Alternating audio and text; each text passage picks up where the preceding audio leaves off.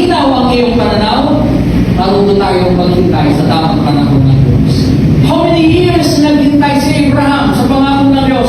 Almost 30 years. Kaya nga minsan naging clouded ang pananampalataya ni Abraham. Doon yung bakit? Kaya siya nagkaroon ng anak kay Tamar. Tama ba ko kay Tamar ba yun? Nalala niyo ba yan? Di ba? Nainip. Di ba? Kaya sabi ni Sarah, siguro hindi tayo ano ba? Si Tamar doon pala lang magkano. Di ba? Pero ang totoo, hindi yun ang pangako ng Diyos. Minsan hindi nawawala yung ganong pagkakataon na minsan nagiging din minsan na pananampalataya din. Pero may gamot. Ano yung gamot?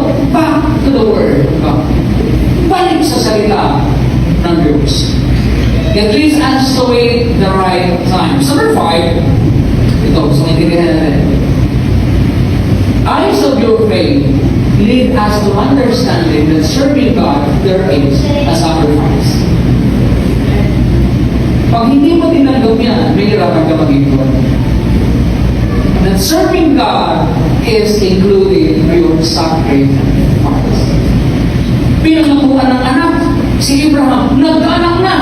Pero pagdating ng 7 taon, sasabihin ng Diyos sa kanya, ihandog mo si Isaac. Bakit? Ano may ibig sabihin?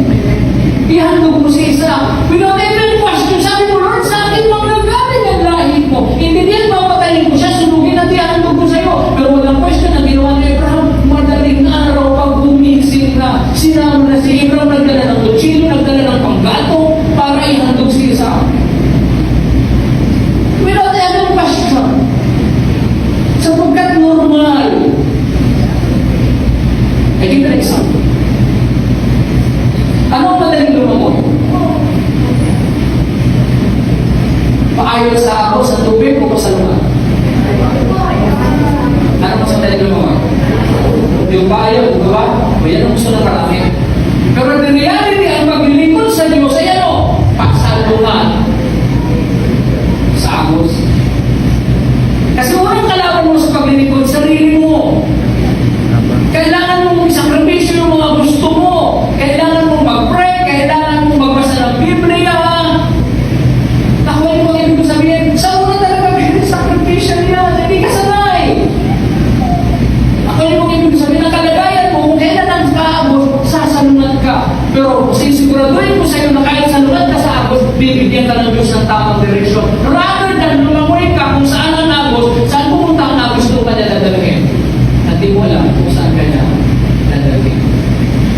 Naintindihan niyo po ako?